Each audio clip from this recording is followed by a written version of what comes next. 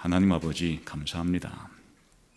이렇게 복된 주일날 또 저희들 한자리에 불러 모아 주셔서 천국에 대한 소식, 천국의 복된 삶을 미리 경험할 수 있도록 허락해 주신 것을 감사합니다.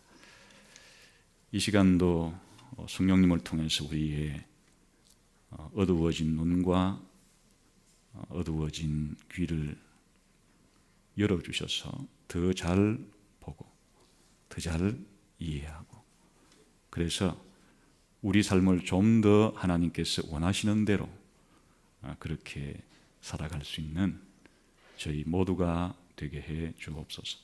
예수님 이름으로 기도하옵나이다. 아멘. 오늘은 25절, 26절 말씀 가운데서 하나님께서 길이 참으시는 중에 전에 지은 죄를 간구하심으로 자기의 의로우심을 나타내려 하심이니 곧 이때에 자기의 의로우심을 나타내사 자기도 의로우시며 또한 예수 믿는 자를 의롭다 하려 하심이라는 뜻이 무엇인지를 살펴보고 우리 삶 속에 적용을 해보려고 합니다. 우선 여기에 대조되는 시간에 대한 구분이 나온다는 걸 알 수가 있죠. 하나님이 길이 참으시는 중에 전에 지은 죄를 간과하시는 일은 언제 때 일인가 하면 예수님이 오시기 이전에 하나님께서 구약시대 때 죄를 어떻게 처리하셨는가 하는 이야기이고, 곧 이때에 라고 하는 이때는 하나님께서 예수님을 화목제물로 세우신 때니까 예수님이 오신 이후 예수님의 탄생과 예수님의 삶과 예수님의 죽음을 포괄하는 그 시대예요. 좀 좁혀서 말하면 하나님이 예수님을 십자가에 매 다신 때고, 조금 넓히자면 예수님의 태어나서부터 부활 때까지의 이 시기를 지금 이때라 이렇게 말해요. 그 사도 바울의 삶 속에는 세상을 볼 때 시간 구분이 있어요. 예수님이 오시기 이전의 세상과 예수님이 오시고 난 이후의 세상에 대한 아주 분명하고도 선명한 시대 구분에 대한 의식을 가지고 그걸 자기 삶 속에 적용을 지금 하고 있는 거예요. 그러니까 우리가 살아가는데 이 시대에 대한 감각, 시대 구분은 대단히 중요한 겁니다. 우리가 대나무를 보게 되면은 밋밋한 것이 쭉 연결되다가 매듭이 지어지고 또 쭉쭉쭉쭉 밋밋하게 가다가 매듭이 지어지고 이렇게 한 매듭이 지어지는 거 볼 수 있죠. 그걸 이제 역사에서는 시대 구분이라 그래요. 시대 구분의 전환점을 가지고 이전과 이후가 구별되는 것을 말하는 거예요. 사실 우리 개인도 그렇잖아요. 이곳에 있는 사람들은 100년 전에는 아무도 이 세상 사람들이 아니에요. 없었어요. 그런데 언젠가 어머니의 뱃속에서 우리가 임신되는 순간부터 뭔가 계속 뱃속에서 자랄 때 변화가 있긴 하지만 크진 않죠. 그런데 출생을 해버리게 되면 출생한 이후부터의 죽을 때까지의 삶은 또 상당히 뱃속에 있을 때하고는 다르잖아요. 이렇게 지나가다가 비슷한데 저와 여러분 언젠가 죽을 텐데 죽고 난 이후의 삶은 또 현재의 상과는 뭔가 엄청난 변화가 생기게 되겠죠. 그러니까 우리 개인의 삶도 이렇게 출생하기 이전에 뱃속에 있을 때하고 태어나서 죽을 때까지의 시간하고 죽고 난 이후의 이런 시간들의 그 시대에 따라서 우리의 삶이 많은 변화가 일어나듯이 인간 세상 전체에 인류 역사 전체에도 어떤 사건이 일어나가지고 그 사건 이전과 이후에는 인간의 삶이 많이 바뀌는 그런 사건이 있을 때 그 사건을 기점으로 그 전과 후로 나누면서 시대 구분을 해가는 거예요. 어떤 기준을 가지고 어떤 목적을 가지고 세상의 역사를 나누느냐는 다양하죠. 나름대로 다 일리가 있고, 한 가지 예로 요즘 우리 사람들이 생각하는 게 경제 문제를 아주 중요시 여기니까 우리가 사용하는 물건을 생산해내고 유통시키고 소비한다고 하는 이런 관점에서 보게 되면은 인간의 역사 가운데 어떻게 전환점을 만들어 볼 수가 있을까? 1980년에 엘빈 토플러라고 하는 미래학자가 그런 관점에서 역사를 구분할 때 제3의 물결이라는 표현을 썼어요. 약 10,000년 전에 농사를 짓기 시작했을 때 인간의 삶에 큰 변화가 일어났다. 농업혁명이 일어나고 그 이후의 시대는 농업시대라고 부를 수 있겠다.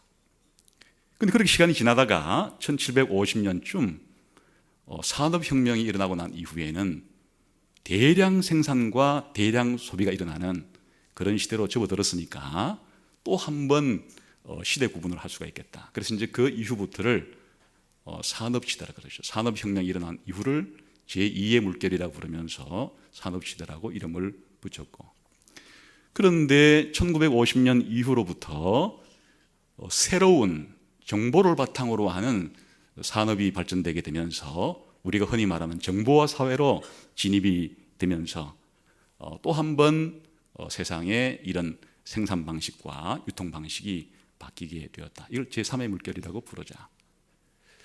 이렇게 주장을 했는데 상당히 나름대로의 일리가 있고, 또 그런 구분을 받아들이게 될 때 막연했던 세상의 역사가 이런 물질 문명을 바라볼 때 중요한 전환점이 산업혁명 이후에 한 번 일어났고 또 1950, 20세기 중반 이후에 또 한 번 일어났구나. 이런 생각은 얼마든지 동의할 수 있는 부분들이에요. 또 어느 정도 그런 부분에 대해서 도움을 주기도 하고. 근데 이제 시간이 벌써 또 상당히 많이 흘렀기 때문에 최근에 클라우스 슈밥이라고 하는 사람은 4차 산업혁명이라는 말을 만들어냈어요.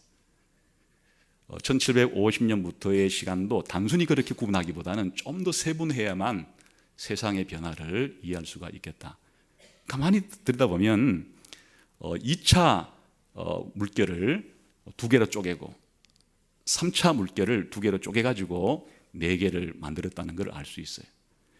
그러니까 슈밥이 말하는 1차 산업혁명은 역시 산업혁명이 시작되었던 1760년부터 1840년까지를 말하는데 철도가 설립되고 전기기관이 발명되면서부터 기계가 물건을 만들어내는 시대가 이제 처음 산업혁명이 일어난 시대라고 보는 거죠.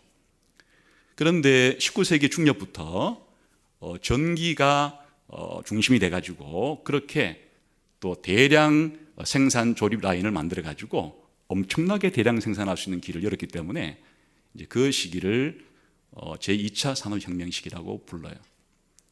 그런데 이제 20세기에 들어와 가지고 또 변화가 생기게 되죠. 그래서 이제 1950년대 이후부터 한 60년대 이후부터 사실은 제3차 산업혁명이라고 부르는 것은 컴퓨터 혁명이에요. 60년대에 집체만한 대량 컴퓨터가 만들어지고 7, 80년대에는 우리가 지금 개인적으로 쓰고 있는 PC, 개인 컴퓨터들이 널리 보급이 돼요. 90년대부터는 인터넷이 발달돼 가지고 컴퓨터끼리 연결해서 사실은 정보 폭발이 일어나게 돼요. 그게 이제 20세기 끝까지라고 보는 거예요. 그런데 21세기 들어와 가지고는 우리가 지금 느끼듯이 지금은 유비쿼터스 모바일 인터넷이라 그래서 하여튼 뭐 핸드폰 하나만 가지고 있으면 언제 어디 있든지 전 세계의 모든 것들을 연결시킬 수 있는 그런 시대에 알파고 지난번 바둑 두는 거 봤죠? 인공지능을 통해 가지고 이제 기계들도 학습할 수 있는 이런 시대가 제4차 산업혁명인데 21세기부터다. 이런 구분들은 모를 때보다는 그런 구분들을 우리가 면밀하게 들여다보게 되면 뭔가 이 세상에 물질을 누리는 삶 가운데 변화가 일어났고 변화가 일어나고 있구나, 이렇게 우리가 알 수 있어요. 그런데 이게 우리 신앙생활에 하나님과 더 관계를 맺거나 다른 인간과 관계를 맺는 데 있어서 어느 정도 영향을 미치지만 결정적으로 이런 것들이 영향을 미치지는 않아요. 왜냐하면 지금 로마서를 쓴 이 사도 바울만 하더라도 그냥 이건 농업시대 사람이 지금 우리가 쓰고 있는 이 모든 물건 가운데 거의 사용을 안 했던 사람이 자동차를 타본 적도 없고, 저 핸드폰을 써본 적도 없고, 무슨 매일 우리가 냉장고에서 그렇게 시원한 음료를 꺼내 먹을 수도 없고, 그냥 사도 바울이 살았던, 예수님이 살았던, 예수님의 12제자가 살았던 그 시대는 오늘날 산업혁명이라는 것들을 들어도 보지 못한 시대에 살았던 사람들이에요. 기독교인들에게 있어서 정말 중요한 시대 구분은 이런 정치라든지 경제라든지 이런 것에 따라서 시대를 구분하는 것이 아니고, 지금 사도 바울이 했던 이 시대 구분, 예수님이 오시기 전과 오시고 난 이후는 인류 역사에 엄청난 변화가 생겼다. 어떤 면에서 그런가? 하나님께서 죄를 다루시는, 그리고 죄인들을 구원해 가시는 이와 같은 구원의 역사, 구속의 역사에 있어서 혁명이 일어난 거예요. 쉽게 말해 예수혁명이라고 말해도 돼요. 예수님 오시기 이전과 예수님 오시고 난 이후에는 하나님이 인간을 구원해 가시는 일에 있어서 혁명이 일어났다. 그게 지금 사도 바울의 마음속에 새겨진 생각이에요.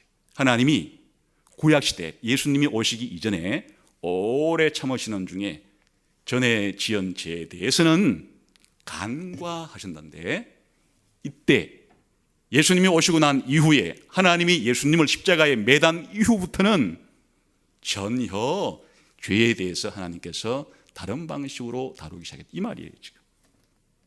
그래서 하나님이 길이 참으시는 중에 전에 지은 죄를 간과했다는 말이 무엇인가를 알기 위해서는 이게 표현이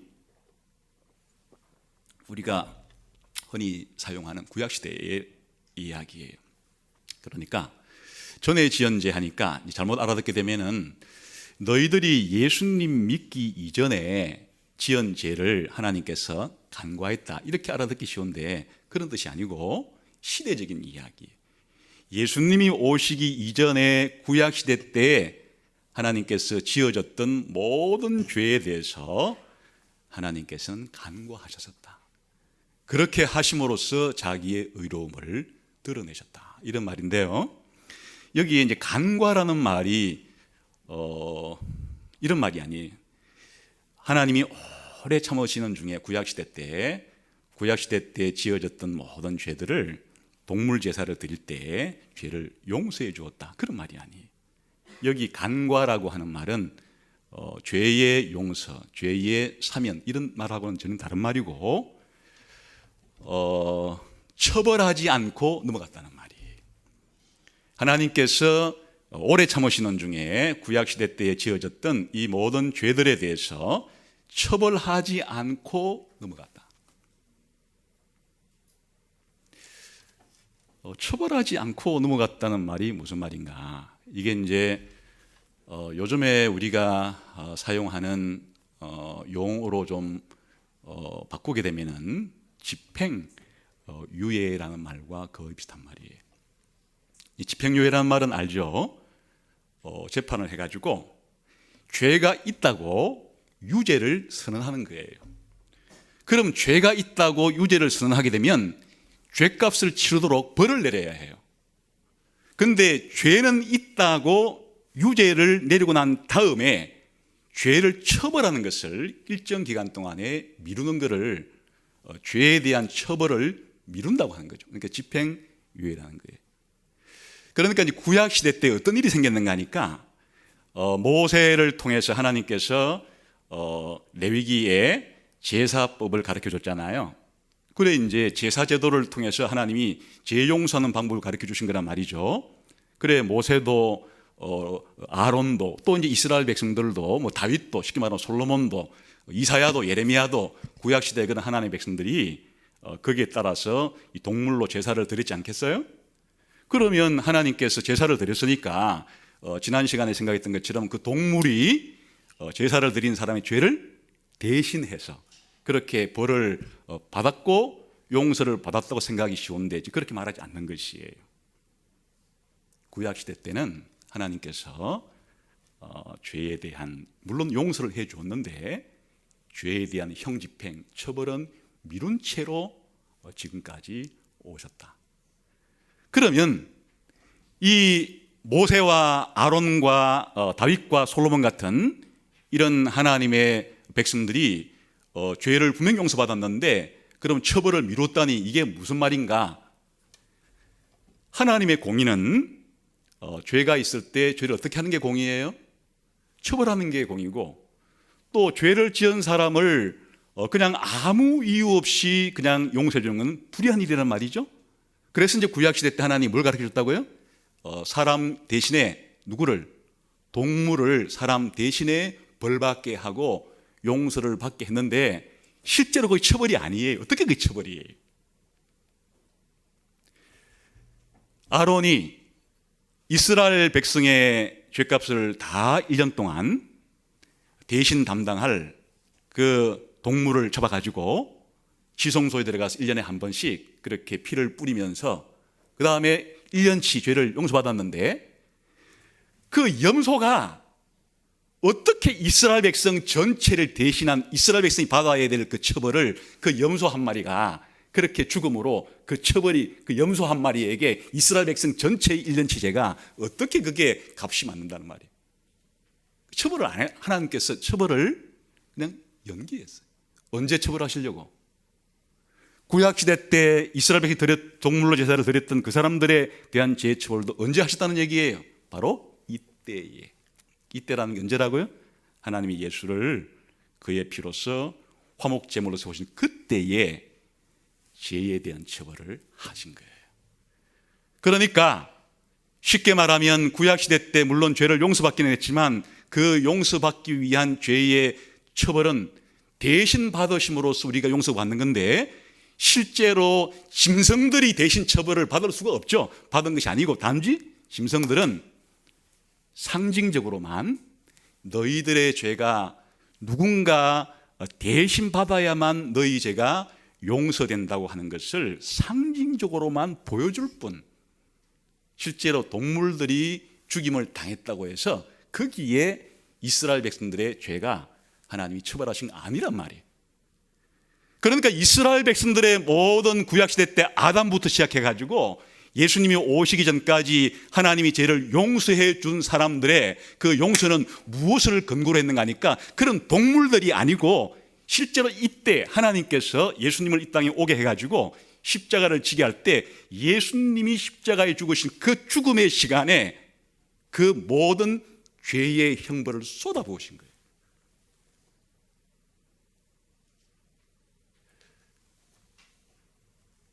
예수님이 오신 사건은 구원 사건이에요. 예수님이 이 땅에 태어난 것 자체가, 사신 것 자체가, 죽으신 것 자체가, 부활 자체가 바로 아담 때 지어졌던 죄 이후로 하나님이 실제로 죄에 대한 처벌을 하신 때가 그때. 구약시대의 성도들이 죄를 용서받은 것은 사실은 앞으로 예수님이 자신들을 대신해서 처벌받을 것을 근거로 하나님이 앞당겨 가지고 용서해 준 거예요. 그래, 이거를 다른 말로 말하면 차용정서라고 할 수 있어요. 구약시대의 이 제사 자체가, 매일매일 드려진 제사 자체가, 1년에 한 번씩 드려진 이 제사 자체가 차용정서예요. 나중에 예수님이 대신 처벌을 받으심으로 그 때문에 용서받을 걸 앞당겨서 적용해 준 거예요. 거꾸로 말하면 약속음이라 할 수도 있어요. 일종의.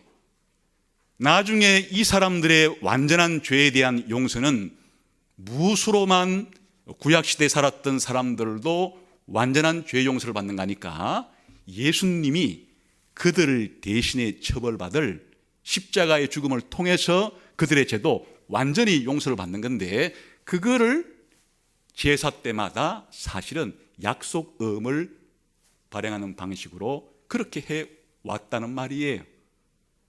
그러니까 간과라 하는 말로 표현한 거예요. 그러니까 여기서 결정적으로 하나님이 죄인들을 대신해서 죄를 처벌하는 일과 그것을 바탕으로 사람들을 용서해 주는 일이 언제 생겼다는 얘기예요? 예수님이 이 땅에 오셔서 십자가를 죽으신 그때에, 이때에 그게 생긴 거예요. 거꾸로 말하면 저와 여러분들이 예수님을 믿을 때 죄를 용서받잖아요. 그 이유는 뭐예요? 예수님이 저와 여러분의 죄를 대신 처벌받았기 때문에. 언제 처벌받은 거예요? 약 2000년 전에 십자가에 처벌받은 그 처벌 때문에 저와 여러분이 죄를 용서받는 거예요. 그러니까 구약시대 성도이든 신약시대 성도이든 하나님의 백성들의 죄가 용서받게 되는 이유는 무엇 때문에, 무엇을 근거로 그것이 가능한가니까 바로 예수님이 우리들을 대속하여 대신 하나님께 처벌받은 그 형벌 때문에 구약시대 사람이건 신약시대 사람이건 용서를 받는 거라, 그런 말이. 그런데 구약시대 때는 아직도 예수님이 안 오셨으니까 그걸 뭐 했다고요? 처벌을 미루면서 그렇게 하나님께서 그들의 죄를 용서를 미리 해주시긴 해주신다는데 집행을 유예하는 방식으로 해오시다가 그들에 대한 처벌도 언제 다 내렸다고요? 십자가에서 하나님이 그를, 예수를 십자가의 화목제물로 세우실 때 그렇게 죄를 처리하신 거다, 그런 말이. 엄청난 일이 일어난 거죠. 인간이 하나님께서 창조하시고 인간을 또 아담이 타락한 이후에 죄 문제가 해결된 게 그때예요. 그전에는 약속 음식으로만 하나님께서 얘기해 줬다고 생각해도 되는 거예요. 이런 예를 들면 조금 이해하기 좋을지 모르겠어요. 이제 여러분들이 앞으로 그래도 이 땅에 있는 동안에는 자기 집 한 채 있으면 좋겠죠. 좋을 것 같아요. 여러분들이 다 뭐 새빵살이만 하기보다는 그 자기 집 한 채 지어가지고 살면 좋겠다고 생각이 들어요. 한번 우리가 상상을 한번 지어봅시다. 실제로 지었기는 뭐 쉽지 않으니까. 이제 그러면 제일 먼저 어떻게 지어야 되겠어요? 내가 집 한 채 지어가지고 내가 지은 집에 내가 살고 싶다. 우선 그렇게 이제 목표를 세워야 되겠죠. 목표를 세워야 돼. 목표를 세웠다고 내가 세운 그 꿈속에 들어가서 살 수 있어요? 살 수는 없죠. 그래 이걸 현실화시켜야 되기 때문에 설계사에게 부탁을 해가지고 내가 이런 집에 살고 싶으니까 한번 내가 살 집을 설계를 해달라고 부탁을 해서 이제 설계 도면을 받아들였어요. 한 단계 진전이 된 거예요. 어렴풋이 가로 세로 그어놓은 거 보니까 대충은 알듯 말듯 하긴 한데 어쨌든 내가 이런 집에서 살게 되겠구나 하는데 설계 도면만 가지고 그 집에 들어가 살 수는 없죠. 그래 이제 부탁을 했어요. 내가 이거 설계 도면만 가지고는 감이 안 잡히니까 좀 그림 좀 그려달라. 내가 살 집을 좀 이거 설계 도면을 좀 그림으로 좀 바꿔달라. 그래서 이제 그 설계사가 조감도를 그려줬어요. 그림으로 조감도를. 그러니까 한결 쉬워졌어요. 그림으로 보니까 이제 좀 감이 잡혀. 내가 이런 집에서 살게 되겠거니. 상당히 진전은 됐는데 그렇다고 내가 그 조감도 속에 들어가 살 수는 없는 거잖아요. 그래 늘 조감도를 보다 보니까 안 되겠어. 이건 늘 2차원 평면 2차원이고 내가 살 집은 3차원 집인데 좀 더 실감나게 한번 조그맣게 모형을 한번 만들어 주세요. 그래 이제 또 건축가가 조그맣게 그거를 모형으로 만들어 줬어요. 그러니까 상당히 실감이 나요. 내가 이제 이렇게 여기서 잠도 자고 여기서 밥도 해 먹고 여기서 공부도 하고 이렇게 이런 집에서 살겠구나. 그렇다고 해서 그 모형에 들어가 가지고 살 수는 없는 거잖아요. 언제 결정적인 변화가 일어나는 거니까 이제 그렇게 다 만들어 놓은 거를 바탕으로 건축가가 완전히 집을 실제로 딱 지어서 완공을 했을 때 그때 내가 그 집에 들어가서 살 수 있게 되는 것이고, 실제의 집을 지어서 완공한 것이 내가 옛날 꿈꾸던 때부터 시작해서 실제로 들어가서 사는 거에 큰 전환점이 생긴 거예요. 그러니까 처음 생각했을 때, 설계 도면 받았을 때, 조감도 만들었을 때, 그리고 모형을 만들 때는 다 사실은 조금의 차이일 뿐이지 들어가 못 살기는 마찬가지고, 실제 집을 완공한 이전과 완공한 이후로 삶을 나누듯이 하나님이 저와 여러분을 구원하는 문제가 그렇단 말이에요. 우리 죄를 용서해 주고 우리를 의롭다 하시고 우리를 구원하셔야 되는데, 그 전까지는 그냥 하나님께서 약속을 주시면서 때로는 앞으로 내가 너희를 이렇게 구원할 거라라고 하는 그런 설계도도 보여주시고, 때로는 조감도도 보여주고, 때로는 모형도 부어주으나 실제로 하나님이 저와 여러분의 죄를 대신 예수님에게 옮겨가지고 예수님에게 죄를 처벌하는 것 통해서 저와 여러분의 죄를 완전히 용서해 주는 일은 언제 하셨다고요? 이때 하나님이 이 예수를 화목제물로 세우신 이때에 그 일이 일어난 거예요. 그래서 예수님이 이 땅에 오신 것은 옛날에 노아가 태어나고 아브라함 태어나고 모세가 태어나고 다윗 태어나고 이것과는 비교 불가한 차원이에요. 그 전 시대의 모든 이야기들은 앞으로 진짜 하나님이 우리를 구원하신다는 것에 대한 그런 예비적인 그와 같은 것을 보여주는 시간이고, 실제로 하나님이 아담이 지은 죄값을 예수님에게 옮겨서 완전히 죄에 대한 처벌을 하신 시간이 바로 예수님이 십자가에 죽으시는 사건이니까, 바로 그 사건이 인류 역사를 뒤바꾸는 엄청난 사건이 일어난 것이 바로 그때다.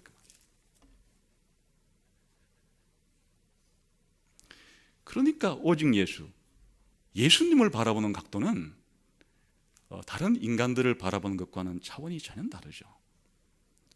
이 세상에 위대한 그런 왕들과 또 위대하게 불리는 여러 가지의 그런 예술가들과 과학자들도 나름대로의 우리 인간의 삶에 영향을 주는 일들을 할 수 있는 거예요. 또 그런 사람들의 도움을 통해서 우리의 삶은 풍요로워졌죠. 이 땅에 사는 동안에 우리가 그런 사람들의 도움을 받아가지고 어떤 과학자의 도움을 받아서 우리가 물질 문명을 구가하는 데는 도움받고, 특별한 그런 예술가들의 도움 받아가지고 우리의 정서에는 많은 도움이 되지만,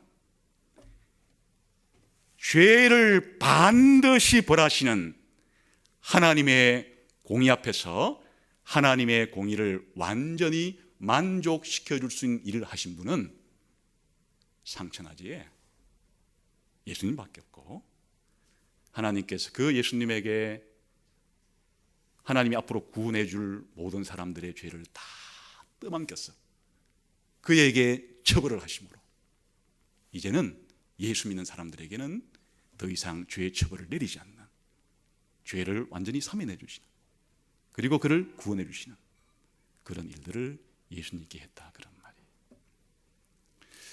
좁게 말하면 예수님의 죽음이지만 넓게 말하면 예수님의 태어나심부터 예수님의 사심과 죽으심과 부활 사건은 인류 역사 전체를 전과 후로 나누는 어마어마한 영향력을 가지는 그런 구원 사건이란 말이에요. 구원이 일어나는 사건이다, 그런 의식을 가지고 지금 예수님을 사도 바울은 믿고 있는 것이고, 또 그렇게 전하고 있는 것이에요. 이 말을 조금 더 우리가 알아듣기 쉽게 설명한 것이 이제 히브리서예요. 히브리서를 가보면 이제 이 말이 무엇을 의미하는지가 조금 더 상세히 설명되어 있어서 히브리서를 가보도록 하겠습니다. 히브리서 9장.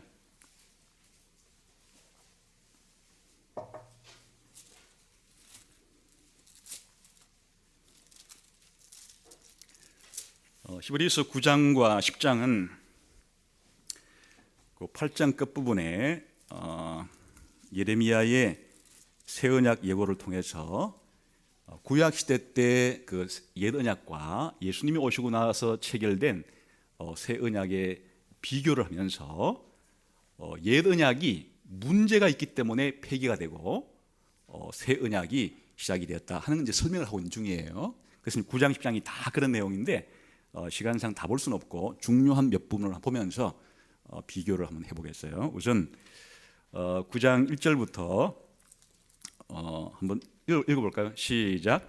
첫 언약에도 섬기는 예법과 세상에 속한 성소가 있더라. 예비한 첫 장막이 있고 그 안에 등잔대와 상과 진설병이 있으니 이는 성소라 일컫고, 또 둘째 휘장 뒤에 있는 장막을 지성소라 일컬라니, 금 향로와 사면을 금으로 싼 언약궤가 있고 그 안에 만나를 담은 금항아리와 아론의 쌍난 지팡이와 언약의 돌판들이 있고, 그 위에 속죄소를 덮는 영광의 그룹들이 있으니 이것들에 관하여는 이제 낱낱이 말할 수 없노라.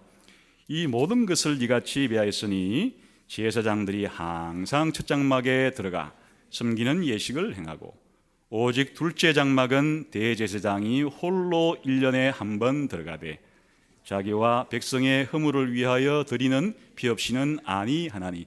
이건 이제 그냥 큰 설명이 필요 없이 이해가 되는 구절이죠. 하나님이 구약시대 때 지금 모세를 통해서 어떻게 지금 죄를 용서받는가에 대해서 또 하나님께 나올 수 있는지에 대해서 가르쳐 준 거잖아요. 성막을 만들라 그랬고 제사장은 어디까지 들어오라고요? 성소안까지만. 대제사장은 1년에 한 번씩 하나님이 계시는 지성소 안으로 들어오라, 그런 얘기잖아요. 근데 문제는 이것이 결함이 있다는 거예요. 결함이라기보다는 부족함이 있어요. 그게 이제 8절이 시작. 성령이 이로써 보이신 것은 첫 장막이 서 있을 동안에는 성소에 들어가는 길이 아직 나타나지 아니한 것이라.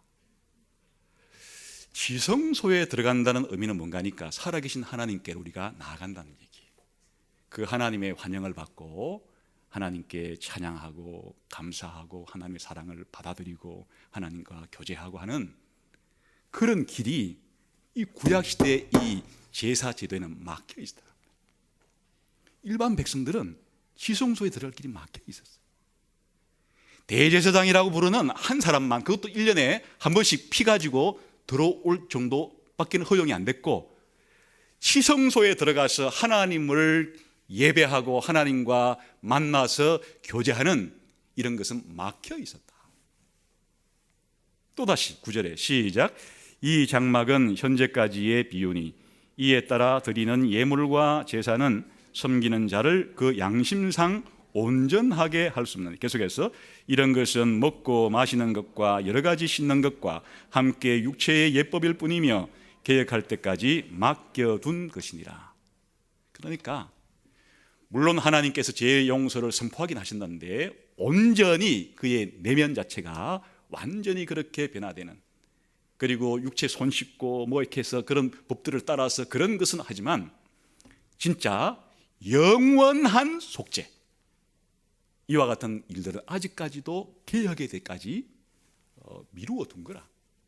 아까 하나님이 오래 참으시는 중에 전에 지은 죄를 간과하셨다는 말처럼 이런 것들은 개혁의 때까지 아직은 미루어 둔 거라. 그럼 그 여기서 말하는 개혁의 때라는 게 언제겠어요? 예수님이 오셔서 이 제사를 드리는 그 시간이에요. 이제 그 다음 11절부터죠. 시작. 그리스도께서는 장래 좋은 일에 대제사장으로 오사 손으로 짓지 아니한 것 곧 이 창조에 속하지 아니한 더 크고 온전한 장막으로 말미암아 염소와 송아지의 피로 하지 아니하고 오직 자기의 피로 영원한 속죄를 이루사 단번에 성소에 들어가신답니다. 여기 대조가 나오잖아요. 진짜 아론과 아론의 후손이 아니고 누가 대제사장으로 왔다는 거예요? 예수님이 대제사장으로 이 땅에 오셨다는 거예요. 아론과 대제사장들은 그 사람이 손으로 지은, 부세렐과 올리앗 같은 사람들이 자기가 손으로 지은 그런 성막에 들어갔는데, 예수님은 사람이 손으로 지은 그런 게 아니고 하늘에 있는 영원한 성막으로 들어가셨다. 옛날 아론과 그의 후손 대제사장들은 지성소 들어갈 때 뭘 가지고 갔어요? 여기서 말하는 송아지와 염소의 피를 가지고 거기 들어갔는데, 예수님은 무슨 피를 가지고 갔다고요? 자기 피. 자기의 생명을 죽인 예수님 자신의 피를 가지고 제사를 드렸다는 말이에요. 그럼 효과가 다르죠. 옛날 아론과 아론의 후손 대제사장이 드린 그 제사는 영원한 속죄를 이룰 수가 없었어요. 그러니까 해마다 드려야 돼요. 반복해서. 해마다 반복한다는 얘기가 완전 사라지지 않았다는 얘기지. 예를 들어 여러분이 집안에서 청소를 하는데 이 청소라는 게 묘해서 어제 해도 또 해야 되고 또 며칠 안 하면 또 먼지가 쌓이니까 또 해야 되고, 한 번 딱 청소했는데 내 죽을 때까지 안 해도 되는 그런 청소기 있다면 돈 주고 사고 싶어요. 한번 딱 청소했는데 더 이상 먼지 자체가 들어올 수도 없는 철통 보완이 되는 그런 것이 없으니까 날마다 청소한다는 얘기는 날마다 이 먼지 자체가 안 없어지니까 하던 것처럼, 왜 대제사장이 해마다 속죄일 날 희송소 들어가서 또 제사를 드리고 또 제사를 드리고 또 제사를 드린가 하니까, 그 원리는 뭐가 지금 안 없어졌기 때문에 영원한 속죄가 안 이루어졌으니까 반복하는 거란 말이에요. 그런데 예수님께서 대제사장으로 오셔가지고 사람이 지은 그런 성전이 아니라 하늘의 성전에 들어가셔서 누구 피를 가지고, 짐승의 피가 아니라 자기 피로서 대속제물로 바치신 이 사건을 말미암아서 어떤 속죄가 일어난단 말이? 영원한 속죄가, 더 이상 제사를 안 드려도 되는 일이 발생했다는 얘기예요. 그러니까 반복하지 않아도 되는, 그러니까 한 번으로 영원히 제사를 끝낸 그런 제사를 드렸단 말이에요. 그래서 놀랍게도 예수님이 오시고 난 다음에 뭐가 파괴돼요? 성전이 이제 파괴되고 없어져요. 더 이상 제사 제도라는 자체가, 동물 잡아 드리는 제사 자체가 사라지게 돼요. 왜 이런 놀라운 일이 생긴지 아시겠어요? 예수님이 직접 대제사장이시자 자기 피로 하나님께 대속의 제물로 바치신 이 사건은 영원히 하나님께서 자신의 백성을 죄 용서해 줄 수 있는 영원한 속죄를 이루는, 한 번에 끝낸, 단번에 끝낸 그런 제사를 예수님께서 드렸기 때문이다. 그 결과는 뭐예요? 이 전체 10장 끝부분에 18절이 이제 이 이야기의 끝인데 가볼까요? 10장 18절.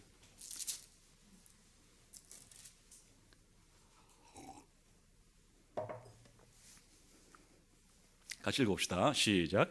이것들을 사하셨은즉 다시 죄를 위하여 제사 드릴 것이 없느니라. 여러분, 이제 이 이야기는 이런 얘기와 통하는 것이에요. 하나님이 이런 일을 왜 했는가 하니까, 구약시대 때 전에 지은 죄를 간과하신 것도 하나님의 의를 드러내기 위해서, 또 이때에 예수님을 통해서 완전히 죄의 형벌을 다 내리시고 영원한 속죄를 이루는 이런 일도 궁극적으로는 하나님의 공의, 의를 나타내시기 위해서. 더 놀라운 사실은 하나님은 자신의 의만 나타내기를 원치 않고 뭐까지도 예수 믿는 사람들을 어떻게 의롭다고 하시는 이 일을 위해서 이렇게 하셨다는 말이에요. 이게 이제 무슨 말인가 하니까 이런 말이에요. 이런 예를 한번 들어볼게요. 두 친구가 둘 다 다른 집에 들어가 가지고 한 2천만 원 상당의 엄청난 물건을 이제 파손시키고 했다가 걸렸어요. 그래 이제 한 명당 갚아야 될 대가가 1,000만 원씩을 갚아야 해요. 그래서 이제 일단 두 명에게 이들은 물건에 대한 피해를 입힌 죄를 선고하고 1,000만 원씩 벌을 내렸어요. 1,000만 원씩 갚아라. 1,000만 원씩 갚아야 너희들의 죄가 석방이 된다. 그런데 이 두 명의 친구 가운데 한 명은 아주 찌느러지게 가난한 집안의 아이기 때문에 자기가 갚을 그 능력이 없어서 그냥 감옥 살고 말았어요. 감옥을 그냥 몇 년에 걸쳐서 살았는데, 한 명은 이 친구가 부잣집 아들이에요. 그래, 부잣집 아들, 자기가 갚을 리는 없지만은 자기 아버지가 이 애 대신에 1,000만 원의 벌금을 물어주고 이를 빼내왔어요. 이때 이 두 사람에게 일어난 일 자체가 둘 다 법적으로는 공의로운 일이 된 거예요. 한쪽 사람은 자기가 받을 벌을 누가 받았어요? 자기 스스로 옥살이를 함으로써 갚아버렸고, 나머지 한 아이는 자기가 갚아야 될 그 벌을 아버지가 대신 갚아줌으로써 어쨌든 1,000만 원이라는 벌금을 물고 그렇게 석방이 된 거예요. 이게 최후의 심판 때 어떤 일이 벌어지는가 하니까, 하나님은 공의로운 분이에요. 하나님이 공의롭다고 하는 이야기는 상선벌악이 명확하다는 얘기예요. 인간이 하나님께 부여받은 이 도덕적인 자유를 가지고 행사한 일에 대해서 책임을 물어준다는 건데, 인간들이 하나님을 반역한 죄를 지은 죄값은 사망이라고 하는, 그 사망은 궁극적으로 지옥의 형벌을 받는 것을 가리켜. 둘째 사망은 그 불못에 던져지는 것이다. 지옥 가리키는 것이, 지옥에 들어가는 것을 성경은 둘째 사망이라고 불러요. 쉽게 말하면 영원한 사망이에요. 그러니까 최후의 심판 때 여기는 남녀노소 동서고금을 막론하고 한 사람도 피할 수가 없다고 해요. 성경에 보니까 큰 자나 작은 자나 산 자나 죽은 자나 전부 다 최후의 심판대 앞에서 하나님께 심판을 받을 때가 온다. 요한계시록 20장의 이야기예요. 그때에 예수님을 믿지 않는 사람들의 죄값은 그 본인이 담당해야 되는 거예요. 그 본인이 영원한 지옥의 형벌을 받는 것 자체가 하나님의 공의예요. 그래 할 말이 없어요. 자신들이 하나님께 이 형벌을 받아도 자기들이 한 거에 대한 대가이기 때문에 아무도 하나님이 불공평하다고, 하나님은 불의한 분이라고 이렇게 할 수 없고, 오히려 하나님의 공의가 최고로 드러난 날이에요. 지금까지 역사상으로 사람들이 죽어나가는 이런 정도는 그 최후의 심판에 대한 하나의 어렴풋한 그림자일 뿐이지, 아무도 아직까지 지옥의 형벌을 받은 적은 없기 때문에 지상에서의 그런 형벌은 그림자이고, 하나님의 공의, 죄는 반드시 벌한다. 하나님은 죄를 참지 않는다. 죄에 대해서는 반드시 하나님이 공의롭게 심판하신다. 하나님의 공의가 만천하에 가장 뚜렷하게 드러날 날이에요.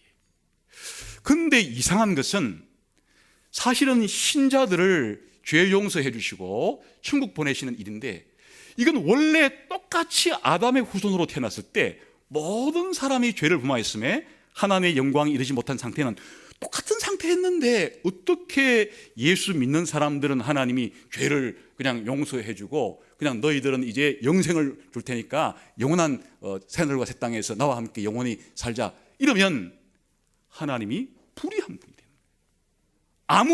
아무 이유 없이 저와 여러분 같은 죄인들이었던 우리들을 하나님 우리 죄를 용서해 주고 영생을 주어서 천국에 데려간다면 하나님은 우리에게 불의를 행한 것이. 그런데 저와 여러분이 받을 그 처벌을, 그 형벌을 하나님이 했어요. 언제? 바로 이때라고 불리는 이때.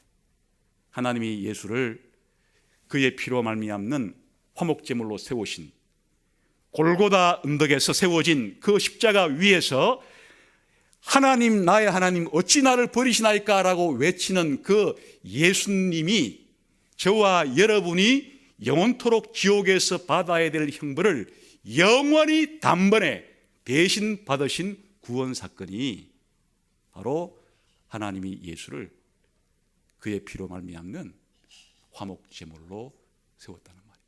그러니까 저와 여러분에게 내려야 될, 우리가 받아야 될 죄에 대한 처벌을 받았어요, 안 받았어요? 받은 거예요. 내가 받은 게 아니고 누가? 예수님이 나와 여러분을 대신해서 받았기 때문에 하나님이 나와 여러분을 죄 용서해 주시는 것은 하나님의 불의가 아니라 하나님은 공의롭게 한 거예요. 거기에다가 은혜까지 덧붙여서. 그러니까 하나님이 예수님을 십자가에 화목제물로 세우신 이 사건이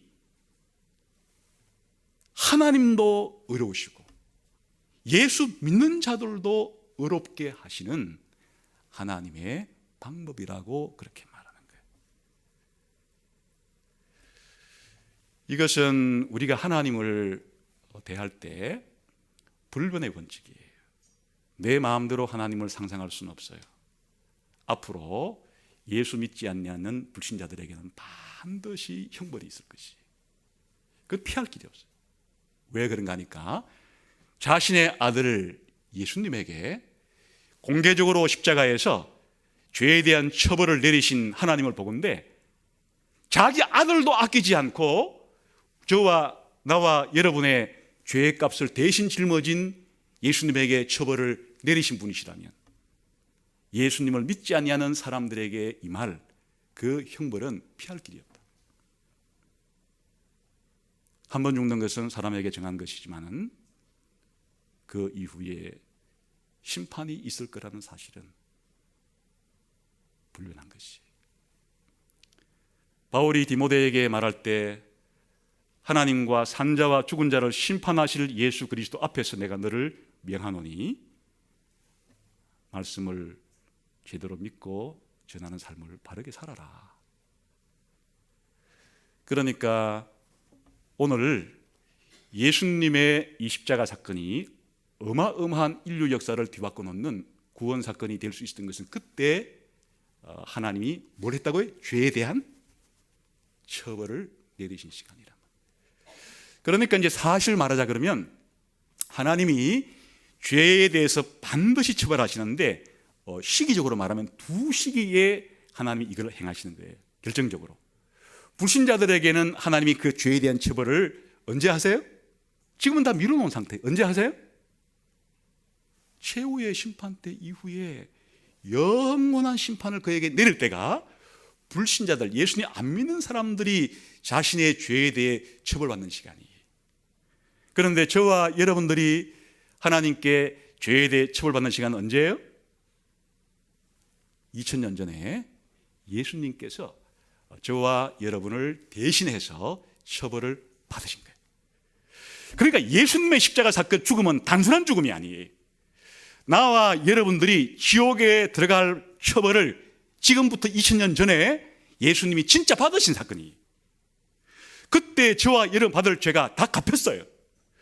그래서 더 이상 저와 여러분은 우리가 지은 죄값에 대해서 갚을 길이 없어요. 다 갚였기 때문에.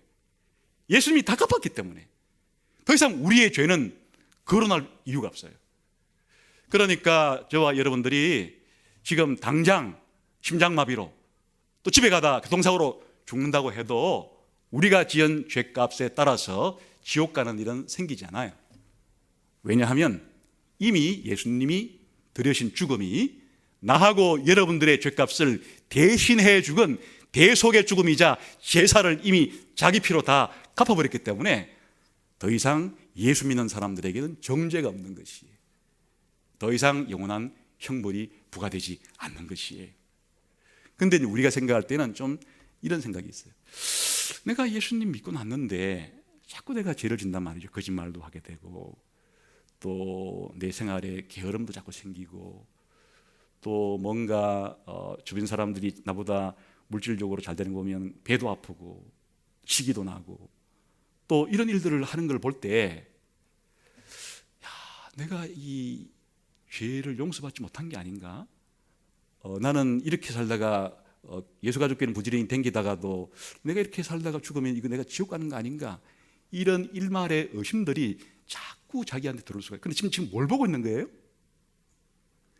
내가 이렇게 살다가 과연 지옥 안 갈까, 천국에 갈까, 이러한 이 지금 의심들이 지금 뭘 보고 생긴 거예요? 자기를 들여다보고 자기 행동을 들여다보니까 내가 그렇게 아무리 신앙생활을 한다고 해도 일주일 돌아보면 거의 죄를 너무나 많이 짓고 있는 나를 보건대 내가 이렇게 이런 상태 가지고는 내가 천국 가기는 그냥 지옥 갈 수밖에 없어, 이런 생각을 하는 것 자체가 엄청난 예수님에 대한 불신이에요.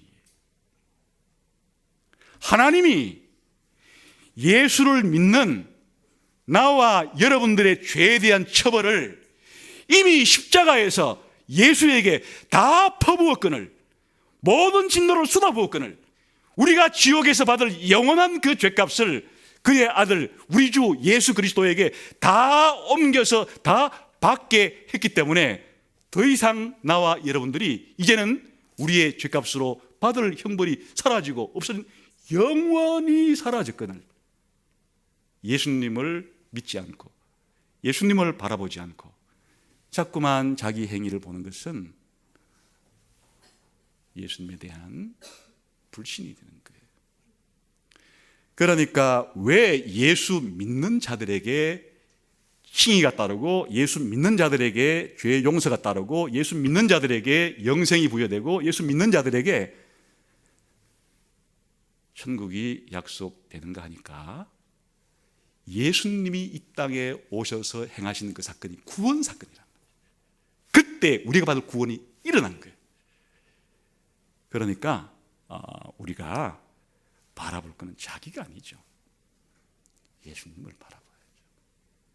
예수님을 바라볼 때 하나님이 이 예수를 그의 피로 화목제물로 세우신 것을 바라볼 때 우리가 해방감을 느끼게 되고 자유를 얻게 되고 우리의 삶 가운데 때로는 쓰러지고 넘어지고 죄를 짓지만은 이것은 하나님께 회개함으로써 하나님과의 관계를 털어버린 문제이고 내가 받을 나의 과거에 지은 죄와 현재 짓고 있는 죄와 심지어 또 앞으로 죽기 전까지 죄를 아주 안 지을 수는 없을 테니까 짓는 죄까지 그 모조리 몽땅 그 모든 죄에 대한 형벌은 언제 이루어졌다고요?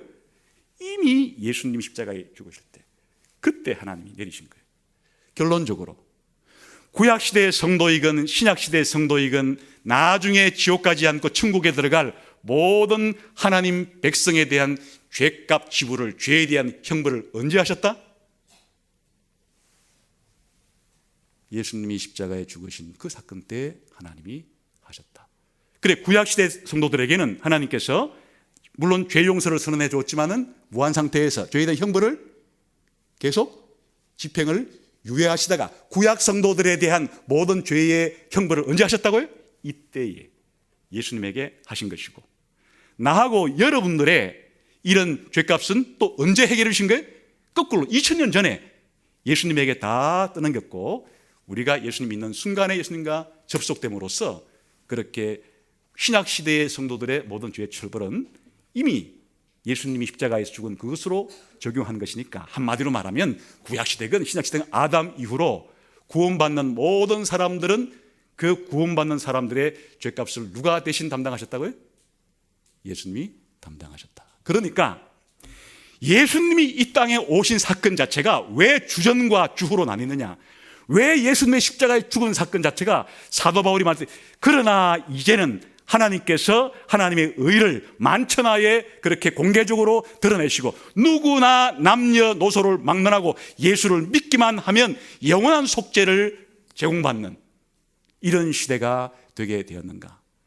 예수님이 이 땅에 오신 사건 자체가 엄청난 구원 사건이고 예수님의 죽으신 사건 자체가 엄청난 구원 사건이기 때문에 그런 일이 발생하게 된 거다.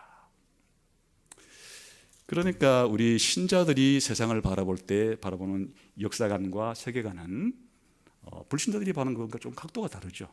우리는 구원의 차원에서 그렇게 바라보는 것이고 세상 사람들이 바라보는 그런 시대는 그걸 버릴 필요는 없어요. 그런 것들을 우리가 취해서 이 땅에 살아가는 동안에 도움을 받을 수는 있겠으나 우리가 더 근본적으로 중요시 여기는 이 세상을 바라보는 시각은 예수님이 오신 사건이 얼마나 결정적으로 구원에 필요한 구원 사건인가에 대해서 기뻐하고 오직 예수밖에는 우리가 그렇게 자랑할 것이 없는 사람들로 살아가야 된다. 이런 성도들이 되시기를 주님의 이름으로 축원합니다. 기도하겠습니다.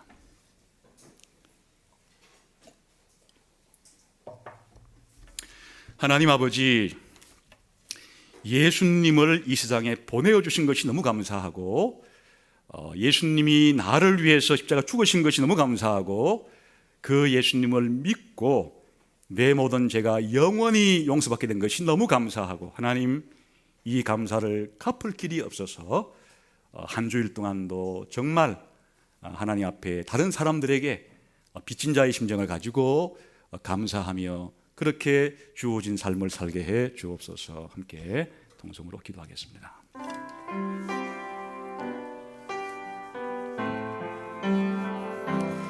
하나님 아버지, 무엇을 먹을까 마실까 무엇을 입을까에 노심초사하는 온 세상의 관심사에서부터 우리들의 생각을 옮겨주시고 우리들의 삶의 관점을 바꾸어 주시고 우리가 이 땅에 살아갈 때 하나님의 은혜가 얼마나 절박한지 얼마나 절실한지 예수님의 은혜와 공로 없이는 내가 아무것도 아니라는 사실과 주님의 은혜만으로 내가 얼마나 충만하고 만족한지에 대해서 날마다 점검하고 확인하며 누리게 해주시고 하나님, 이것이 우리가 이 땅에 살아가는 일에 모든 삶의 기초가 원동력이 되게 도와 주옵소서. 오늘 이 자리에 모인 우리 지체들에게도 역사해 주옵소서.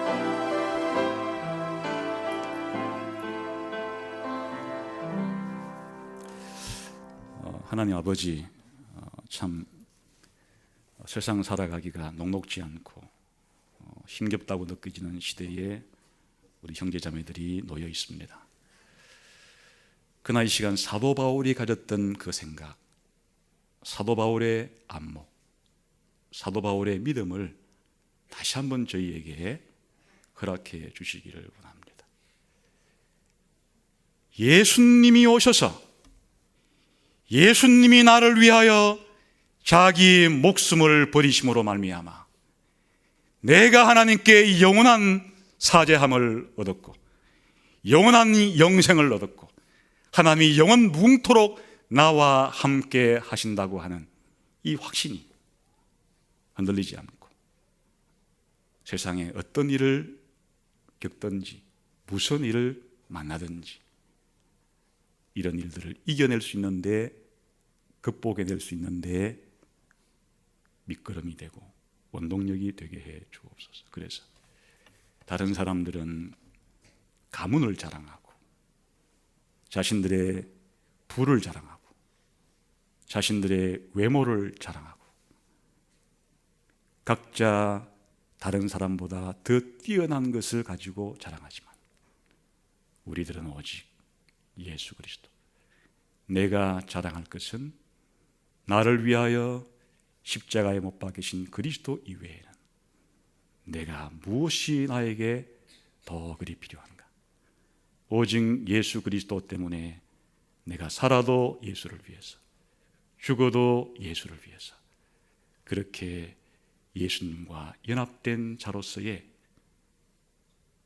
세상 사람이 이해할 수도 없고 감당할 수도 없는 그런 삶을 또 일주일 동안 살아가게 해 주옵소서.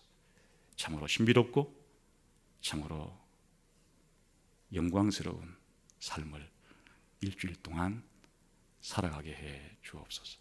예수님 이름으로 기도하옵나이다. 아멘.